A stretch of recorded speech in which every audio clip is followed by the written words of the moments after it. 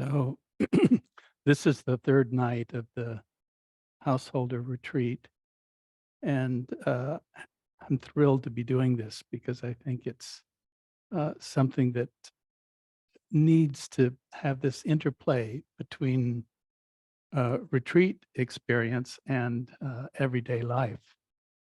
And so I kind of took some liberties in setting the different evening up.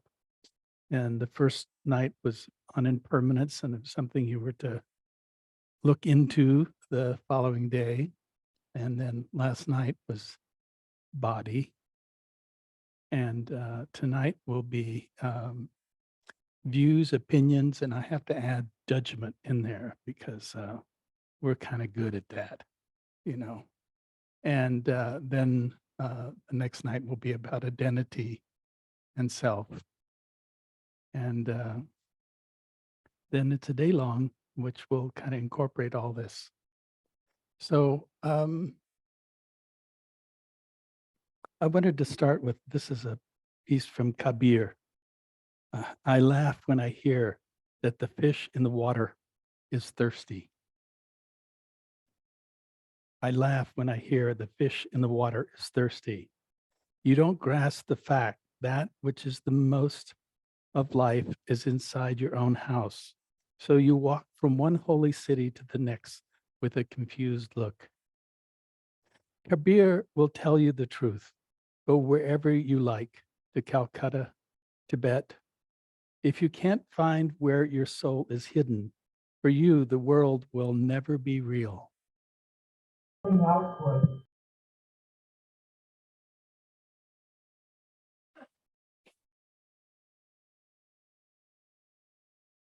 You just never know, do you? And we certainly are, well, maybe we're guppies, you know, waiting to turn into frogs. So, it's first of all, just the fact that I want to go back to the start of this is that probably the bedrock of Buddhist thought is based on impermanence. You know, it is sort of that Nietzsche, it holds all of it, you know, because they're the most fundamental teachings, and the original confusion happens there. And then last night, I kind of brought up this thing about the body, and you know, the body is just such a um, informative tool that can teach us about where we get stuck and where we contract around our experience. So it's actually a very important part of these teachings is, and I read last night from the Venerable Ajahn Mun, you know, never, never let your mind leave your body. Incredibly profound teaching that, you know, we are inhabitants of this, uh, what, for a period of time, the impermanent phenomena, the complexity of the body, and that it really does have a lot to teach us. And it can be incredibly informative. And then tonight we're going to step into a bit of the quagmire, which is views, opinions, and judgments. You know, and as human beings, one of the things is we're really good at constructing things. You know, we are really, of all the creatures, we're the most adept at creativity of moving our physical world, you know, inhabiting our physical world. Um, but again, I was thinking, I don't know, I like to read the news sometimes. I know that it's, uh, wow, it's crazy these days, you know. And the fact that we're sitting on this edge of possible war, you know, and and it's happened time and time and time again in human history. And you know, it's always the some crave for power and property and land and all that, you know. And but it's so destructive, you know. And where does it come from? You know, it comes from our belief, you know, um, in being right, which is something, um, being right, and that somehow, um, and that our truth is that uh, we're allowed more than what we have. And I think one of the beauties of the kind of the Buddhist monastic system, one of the beauties of the simplicity of that, you know, here are 3 robes, and your bowl, and, that's enough, you know? And, of course, if you're in a rainy season, you get a big umbrella with, mosquito net, uh, in Thailand and Cambodia and Vietnam and, uh, there's another, you know, I love Burma.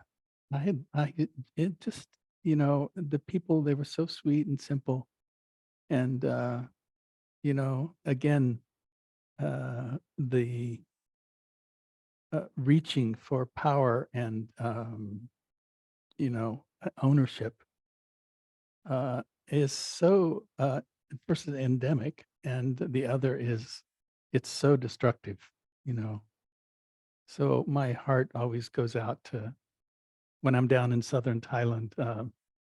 There are a lot of the Myanmar, or I call them the Burmese people that are down there working, and you know, they are really refugees.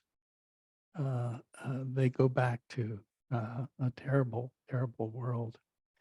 And so, you know, and even in this world, you know, with our MAGA stuff, and uh, I don't know, this country is interesting kind of dilemma of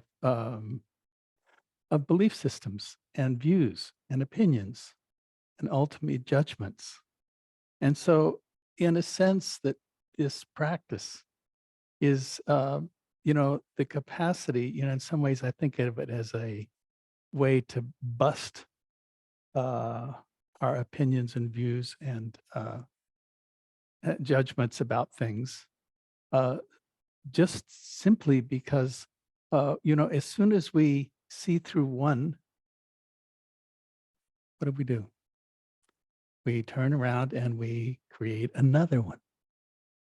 And so, in some ways, this is a constant kind of questioning that has to be inhabited by these practices. They, you know, these are also impermanent things. They're not fixed, and yet we create them to be fixed. And because we create them to be fixed, um, we really lose a lot of our humanity. And in that truth of judgment and you know, views and opinions. So one of the pieces here is to, you know, the mind creates the world, and we certainly do that. And then out of that, we have these fixations. We fix on something, and we believe that to be true, um, and we create this need for separateness. And it's interesting because in the kind of Buddhist training, one of the things is the world of non-separateness. That is really the world that is part of the practice, is somehow can we not separate? And yet, the sheer forces of greed, hatred, and delusion that seem to grasp us, that they create uh, those opinions and views. And one of they talk about the different stages of awakening and how they call them the 10 fetters and um,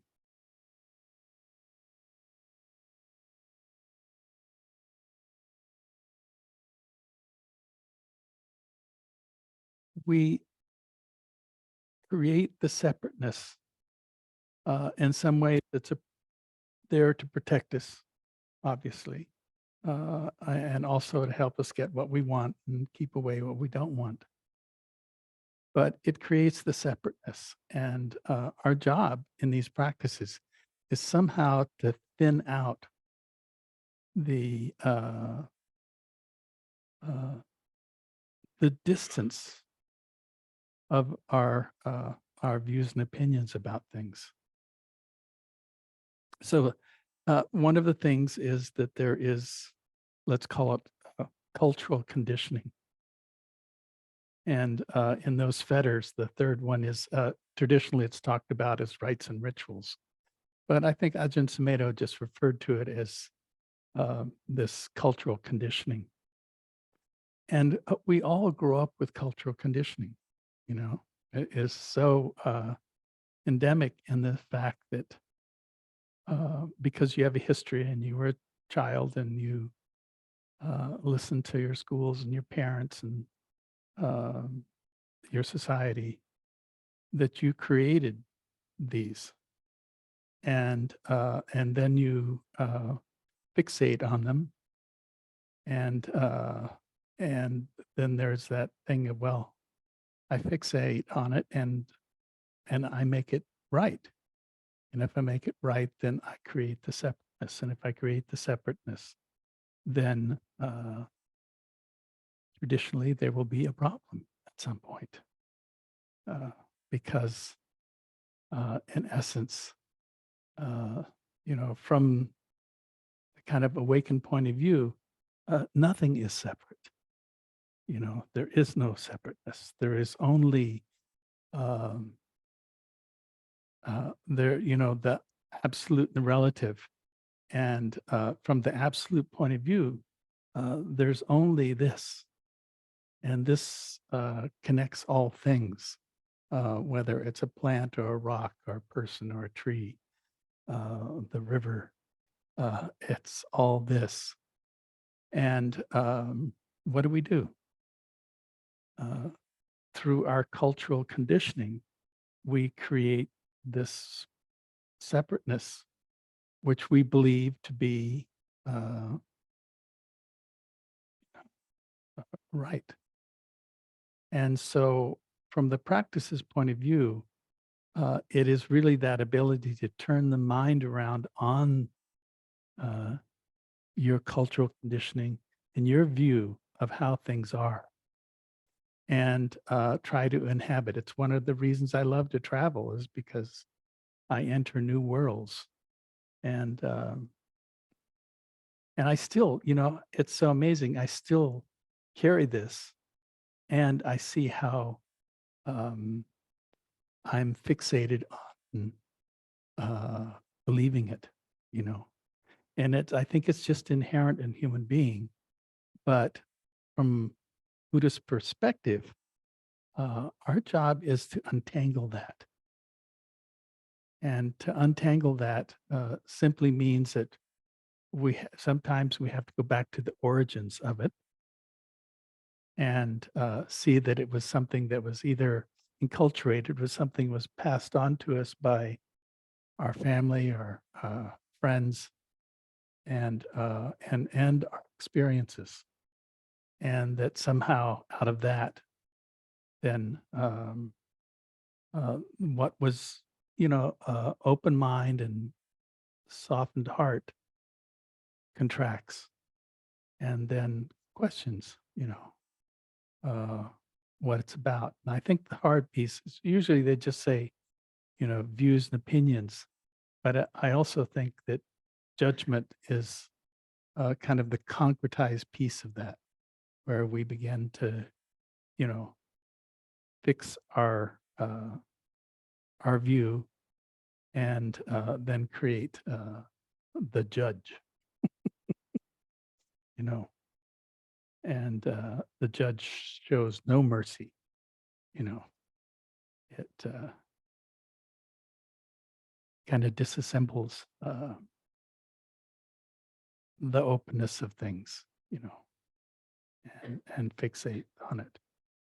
So, so I think you get this, and it is a challenge, I think, for all of us, me included, that because of those beliefs and views, that we have to always be questioning. Here's the irony in this is that as soon as you see through a view or opinion or judgment, what happens? You just create a new one.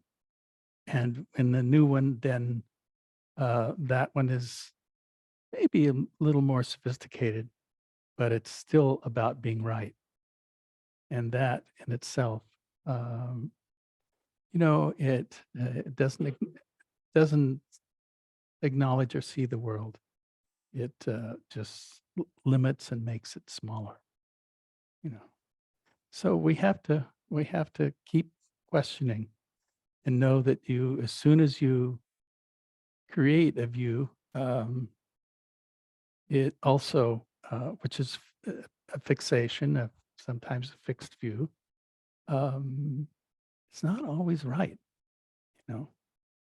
And so, how can you kind of hold all your views and your cultural conditioning and your history lightly, so that it doesn't interfere with seeing things as they are? 'Cause that's what up to is seeing things as they are.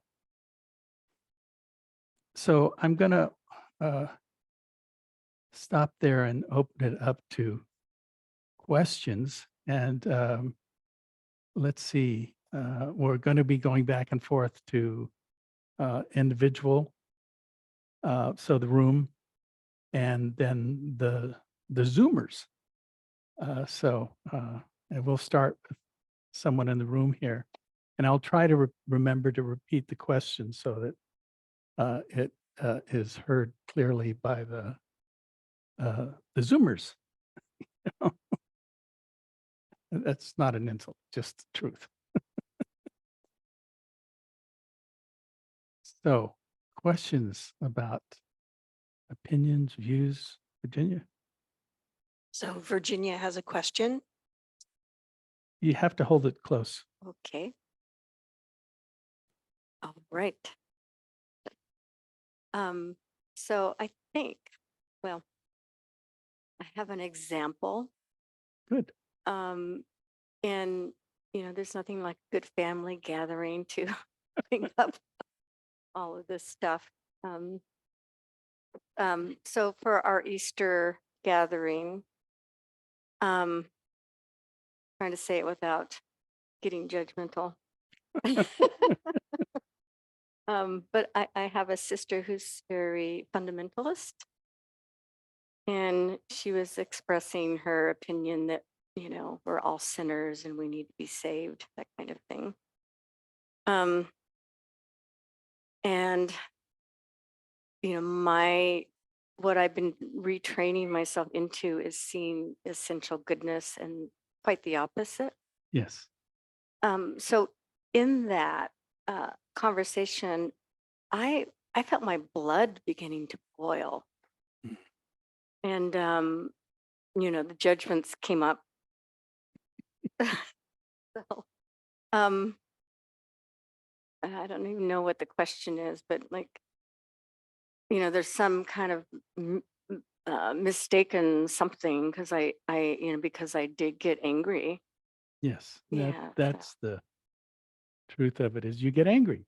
And not that that's good or bad, that's just what happens. So again, it's what's true.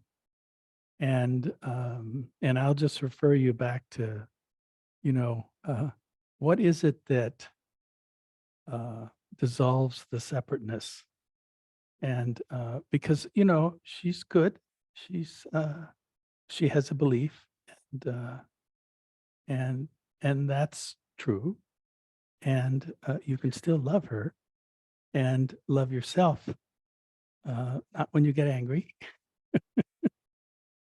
but I mean, this is the truth for all of us, and it's particularly, I think, particularly with families, because that's where, in some sense, the rubber hits the road. And I think, I know I was married to someone, her mom was a born again, and it was challenging, She's a very kind person, except for that I had this belief, and that didn't match hers. So she was very kind, though. We were both very kind to each other, and you can be. And yet, I'm still going to hell, and she's still going to heaven, and everything's all right.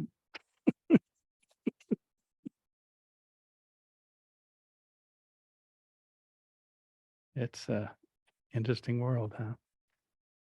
So someone from uh,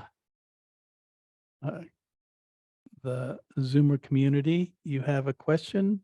Yeah, Kimberly has a question. You can unmute yourself, Kimberly. Hi, thank you. Hi, everyone. Hi, John. Hi. John, could you, I think you might have touched on it just now in your last response, but I'm wondering, can you cite an example of separateness? Of what? Of separateness? Of separateness. Oh my goodness.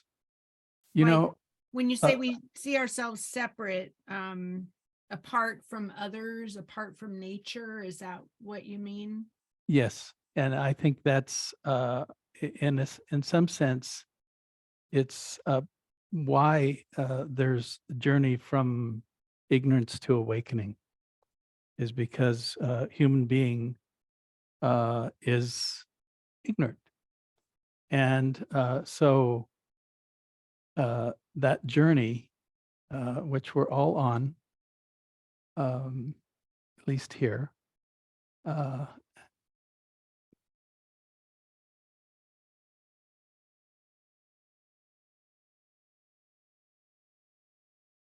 Kimberly, it's something that, you know, uh, it's almost like we were born, and it's really about the relative and the absolute, and that relative world is, with that comes the small self, and comes the separateness, and and unfortunately fear, uh, and possessiveness, and all that. Uh, and our job, this is to me what life's about, is that somehow we start to recognize that we can choose. We have that as that relative world is what we have, and that we can start. And this really where this practice is at, is we can put more attention uh, on the relative to the absolute, so that suddenly you begin to see that really the idea of separateness is something that may not be true, you know? And if it's not true, then we have to begin to find out how do you incorporate that, I can use the word sometimes, the big, and this relative neurotic, uh, I was going to say damaged self that is constantly trying to adjust itself to the reality that it keeps bumping up against opinions and views of separateness, you know, and it does, keeps bumping up against it. And if there wasn't the bumping up against it, I think awakening would not be possible. So in some ways, uh, it's like saying, well, if suffering didn't exist, everything would be fine. But actually, we need that suffering, you know.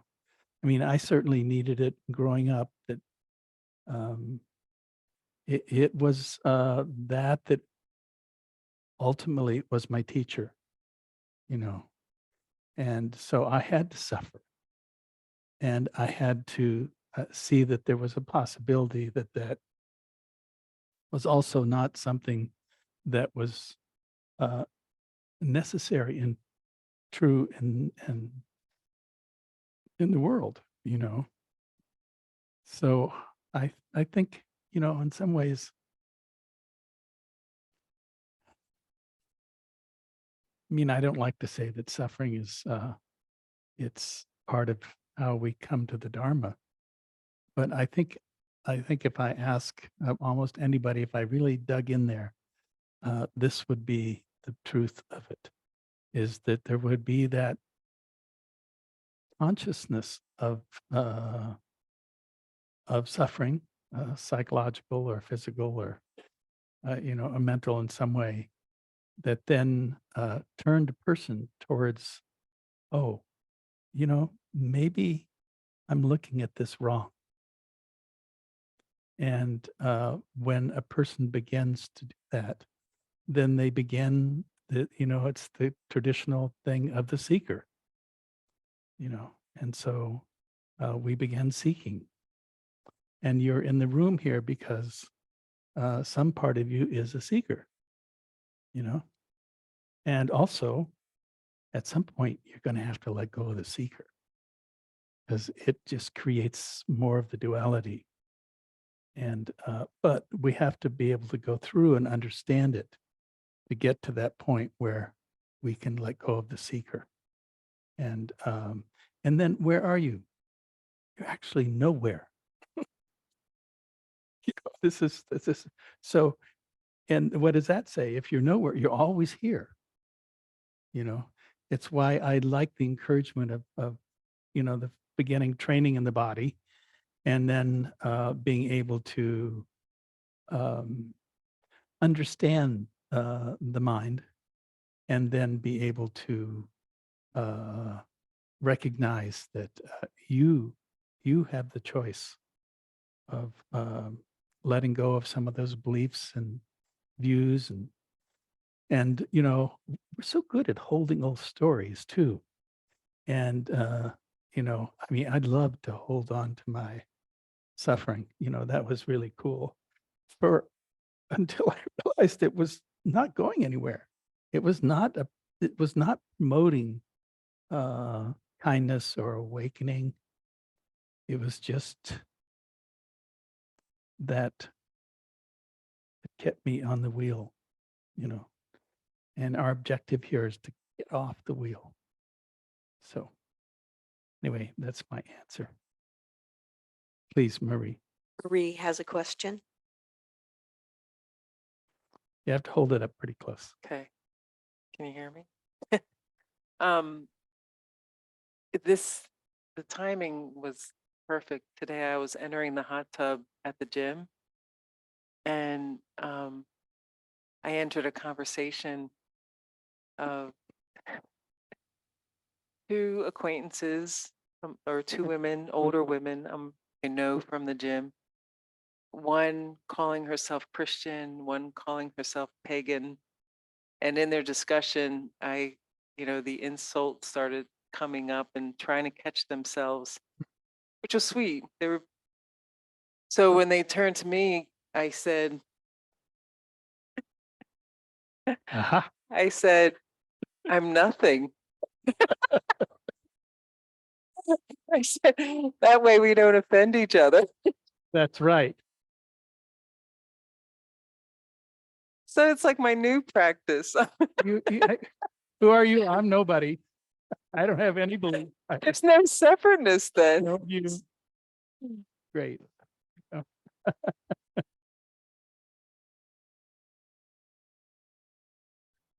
All right, we have a question. Right here under iPad. Is that you, Charmaine? You can go ahead and unmute yourself and ask your question. Hi, John. Hi, Hi, everybody. Charmaine. Um, iPad, that's what it says there. yes.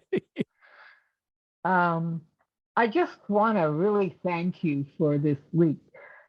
I got two real important learnings, and as one, they were having to do just with how you used a different word, like you were talking about Ajahn Mun saying, go back to the body, always go back to the body. Mhm. And I've been, when I do, I used the word breath. Well, now when I use body, it encompasses all of me, and something holds that didn't before, just embodying body rather than breath. I mean, I realize it's more than my breath that I'm going back to. And then the other thing was that, well, it has to do with going back to the body, is that when I got fixated or started ruminating on a thought, that I really worked on, well, I did my best, and when it came up, I'd go directly to my body. And it was wonderful because it stopped it. You know, I might go back and do it on something else, but it just, it was like today I was getting so frustrated with a project I'm working on, and all of a sudden I just sat down and I said, I'm going back to my body. And my body told me, you know, do something else that's not frustrating you. So I bow to you for that. Just even, you know, the simple image of a different word for me. Thank you. Well, that's why they call this insight practice. You know, Yes. and it's sometimes the simplest thing, but it hits us right at that place where we can use it more for that, you know, this thing between the universal and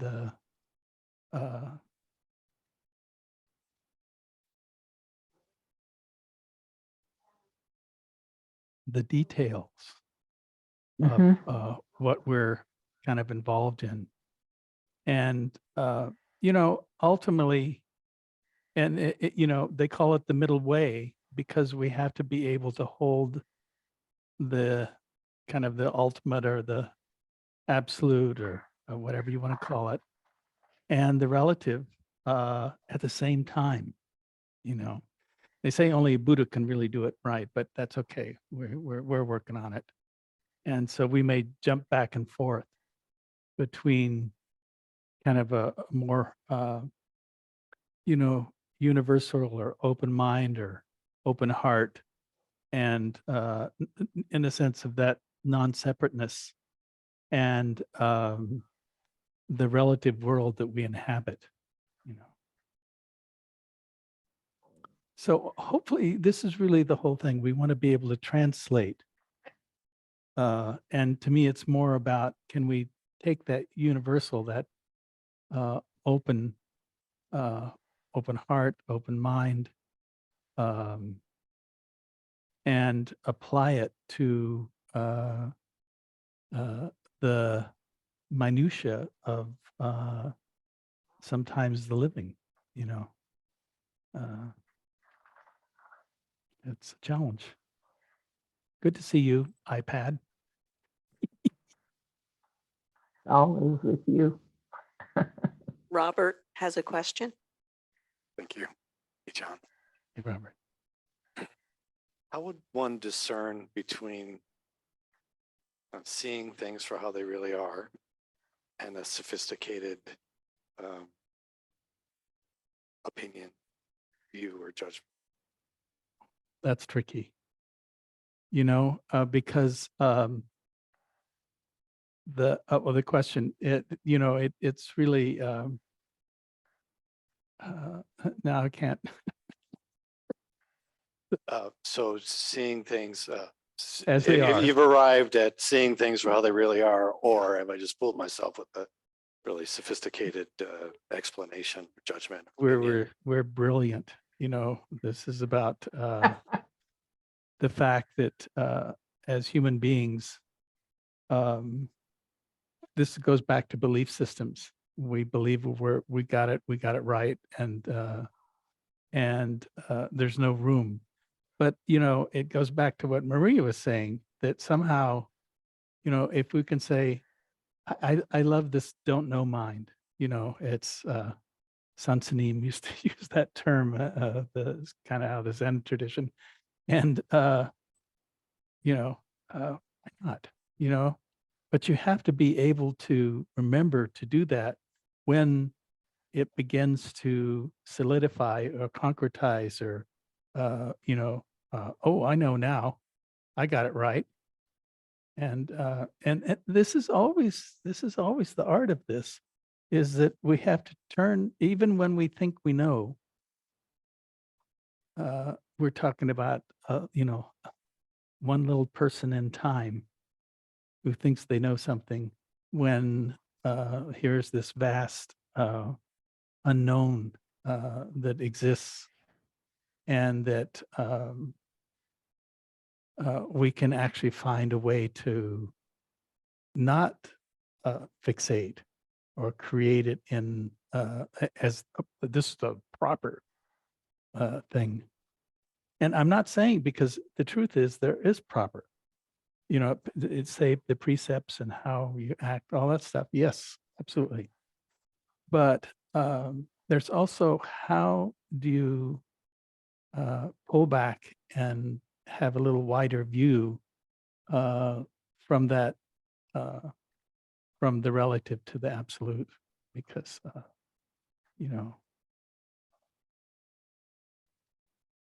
we're tricky creatures. And we like to be right. Have you noticed that? It's terrible being a teacher. A teacher is always, we're kind of in this position of somehow people believing that we're right. And truth is, no, this means you have to be more acute to what you say and how you say it, because it's so easy to fool yourself.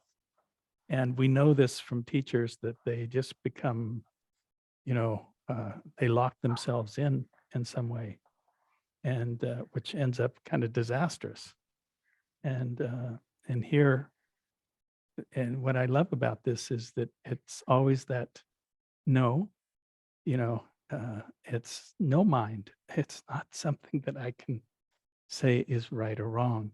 It's actually how can I expand it and still hold it, because it's the beautiful thing about the middle way is that it can hold a relative piece of information and refer to the absolute, and that gives it gives it possibilities. Otherwise it's just the same old. So thank you for that, Robert. Thank you. And hopefully that was a fair answer. Anyone from the virtual audience have a question?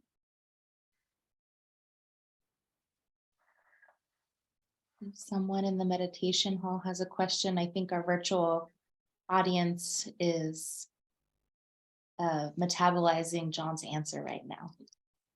Wait. Oh, Hi, John. Hey, My name is Douglas. Yeah, so dealing with all of our views and judgments, the cultural conditioning that we have to deal with, and this idea of, or the reality of the emptiness, are there any like practices that we can input into our, experience, our daily practice to incorporate these two very diverse yes. frames of reference? Well, I always think of this as kind of it's how we question how we see what we inhabit. So sometimes it's, simplest one is, is that true? Is that real? Is this mine or Mine. is this, we actually taken again to expand that questioning out, so ultimately, it's so easy to get caught. And it's really not so hard to turn the mind around on itself. And now I'm going to jump because you had a loaded word there, the emptiness, and I always have to refer back to Ergun Tulku, who was a teacher in Kathmandu years and years and years ago. And, he said there's empty and there's ness. And that the empty is just what it is. And the ness is that recognizes it, So we're actually in this process of the ness of recognizing that it is not what it appears to be. And that's then we can kind of look at it from this point of view that it's not, from back to the relative and the absolute, it's then suddenly we're looking more from the absolute, and that the relative then is just empty phenomena that we're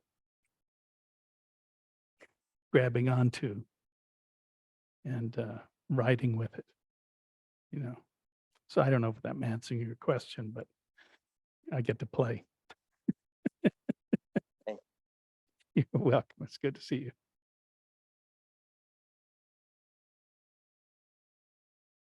So any of you Zoomers have a question? And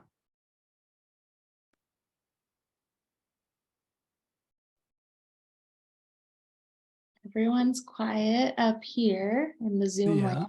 okay. Anyone in the audience?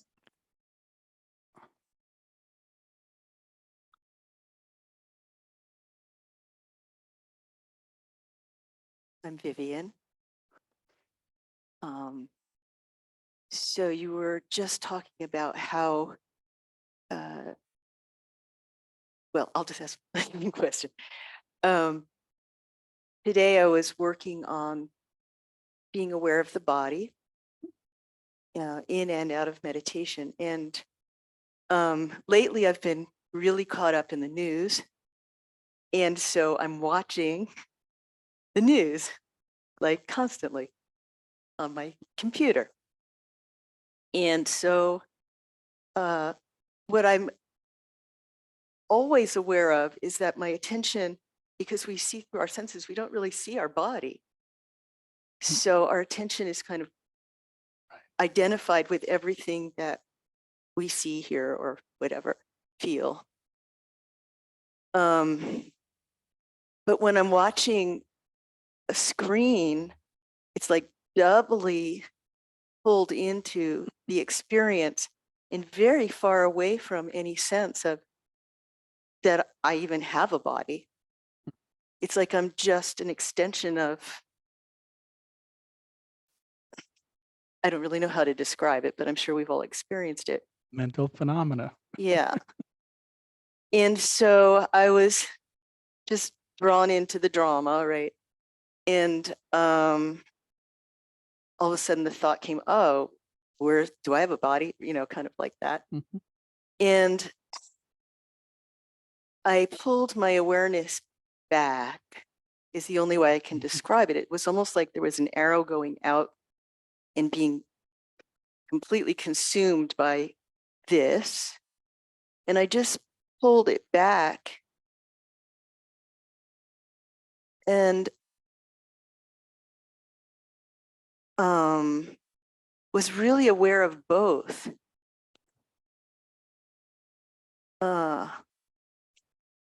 And did it again when I was driving. Again, you know, when you're driving, you're like sort of paying attention to where you're going. And all of a sudden I saw my hands on the steering wheel and it pulled my awareness kind of back.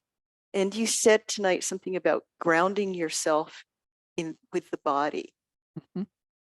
And that was kind of the experience. It was like all of a sudden, oh, I exist. Not, you know, I exist like that, but Well, I think that's lovely because that's really, we have these 5 senses and they are always kind of, we can be entrapped by them. And we can also be awake with them. And what you're talking about is actually being awake with, you know, the screen, the driving, your hands on the wheel. You know, that's all supporting the awareness, which is necessary for us to discern what is going on. And unfortunately, the TV is incredible mesmerizer, you know. But I know for myself, there's a lot of time I'm actually in my body watching what's going on.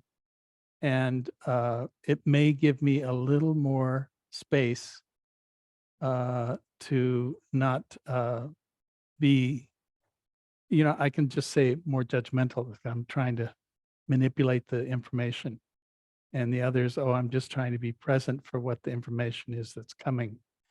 And so I think it's lovely. You know, I think that's exactly what I would like to hear, you know, because so much of the time we are mesmerized or hypnotized. And so we're walking around in a trance. And what we're really doing here is trying to find ways to break that trance because that trance is endemic. You know, it is part of uh, the 6 senses, how they operate. And if you can begin to do just what you were doing, and I encourage everybody here, this is actually great. It's a big deal because people, because our world is so enchanted that we go into these, you know, they are trances. And so we have a whole culture walking around in these trances.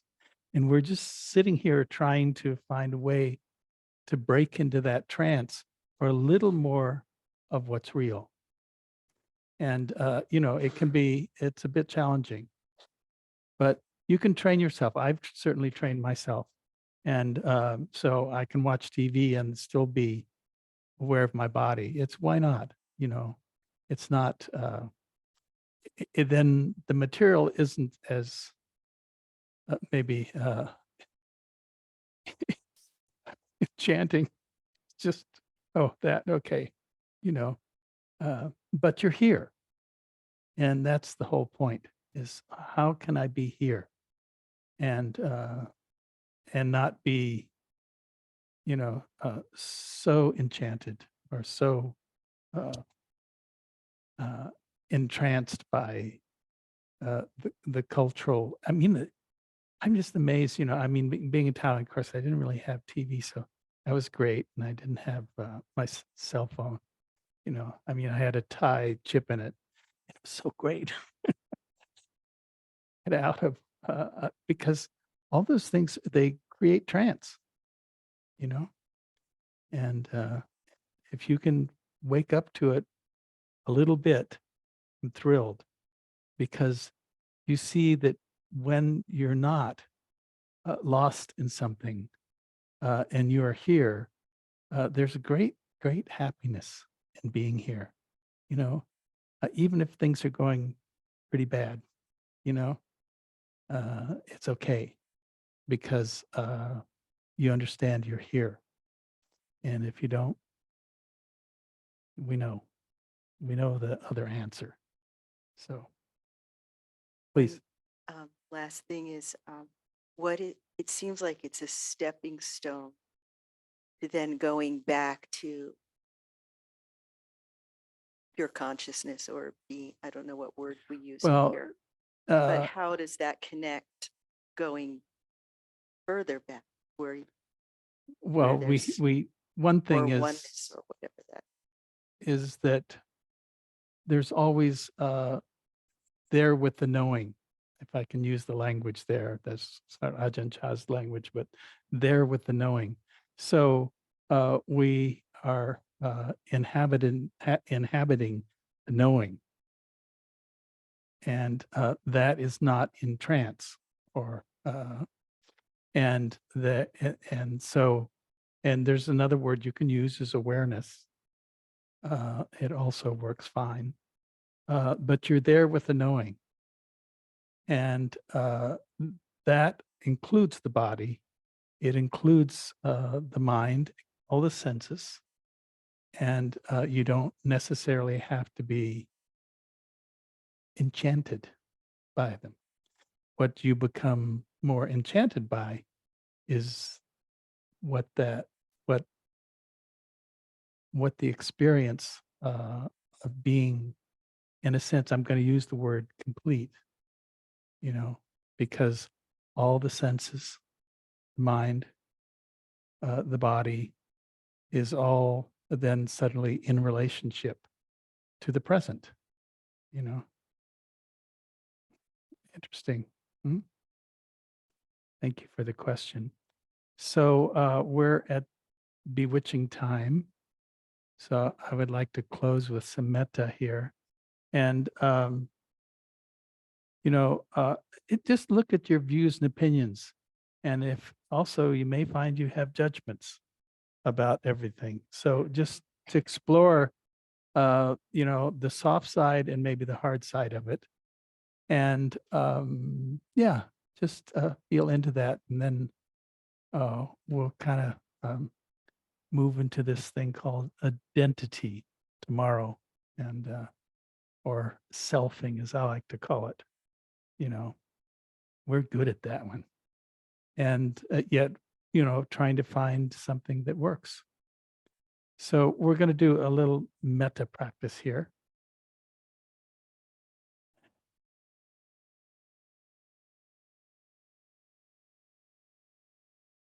So just beginning by bringing your attention to your heart, and just kind of breathe in and out of your heart. And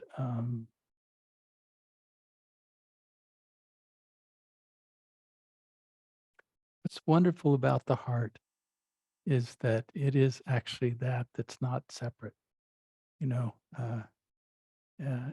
can hold all things. And there is a difference between kind of relative love and metta, which is more absolute love.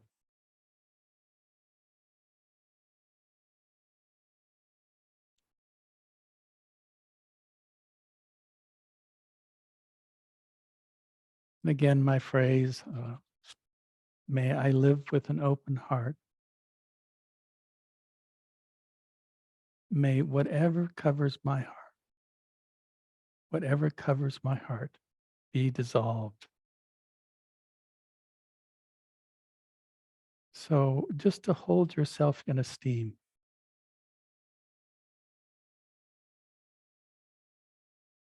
When we understand that all beings suffer, and that, including us, and that we have this ability to find a good heart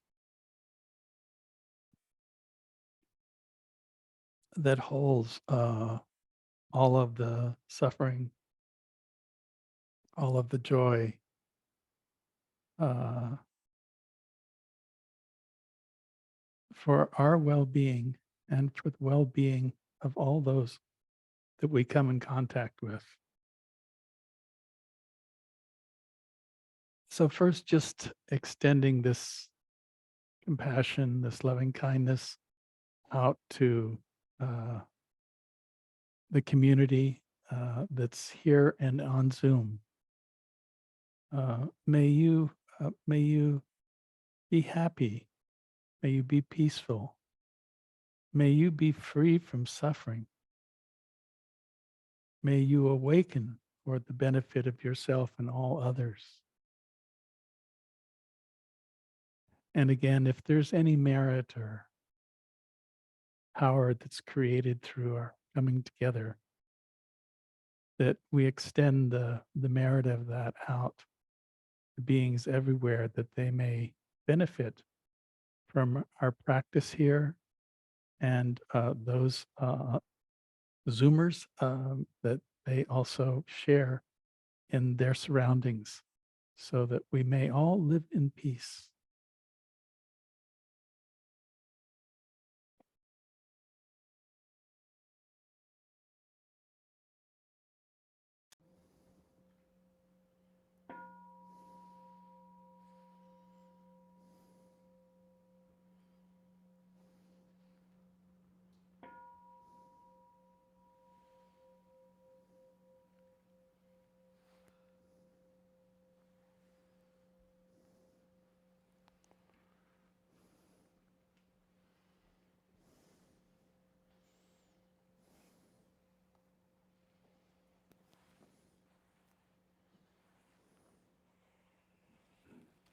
Good evening, everyone.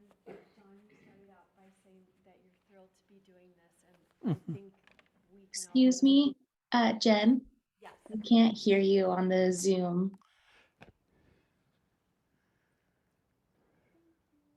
Sorry, everybody. Hey, There we go. hello. Thank you. We'll just take it from the next breath. I wanted to say more loudly that John started out this evening by saying that you were thrilled to be here doing this. And I would like to say, and I think we can nod our heads, that we're really thrilled that you're doing this too. And it's a delight to be together. My name is Jen Scott. I'm on the admin team. Thank you all so much for being here. I'd like to recognize John and Marcia Craighead and Robin Hennon and some very supportive people on the board and some donors who are continuing to figure out how to make this hybrid system really work, including when to turn on the microphone. We're getting it. I also wanted to mention that as we're reopening after a fairly hard stop called COVID, Mountain Stream is really discovering it takes a village to be a village temple. So thank you so much to everyone who's stepping forward, getting a little more involved, finding out what it means to embody a practice through service. John did really beautiful teachings last week. And I'd love to introduce the new president of our board, who's sitting in the back of our meditation hall. Allison Sweetser has taken a big step forward to help Mountain Stream in our current chapter and next chapters. So thank you so much. Oh, and I just put up the sign-in sheets for the month of May cleaning day, Temple Care. So if you need a nudge or an idea about how to be involved here, cleaning is a really lovely way to start, and it's a social opportunity, so you get to meet some nice people. Page 2. This householder retreat will continue tomorrow evening and Friday evening. Thank you to all our friends on Zoom. Thank you to all our friends here. On Saturday, which is Earth Day, John will offer a day of retreat from 10 to 4. That's a live in-person offering. If that's of interest to you, we do need you to pre-register. You can use our website, mtstream.org. That day runs from 10, or the program runs from 10 a.m. to 4 p.m. And lastly, our Donna Talk. It's a fancy way of saying financial infusion.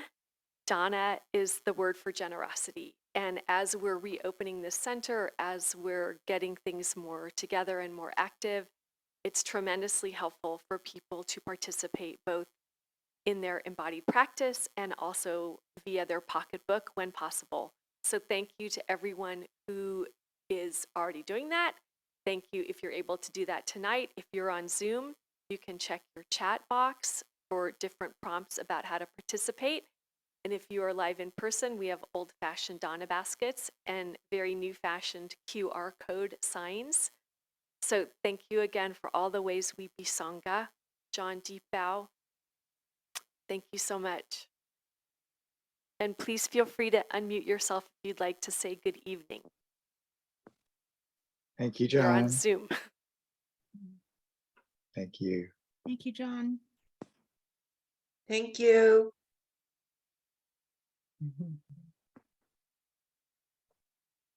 Good night, John.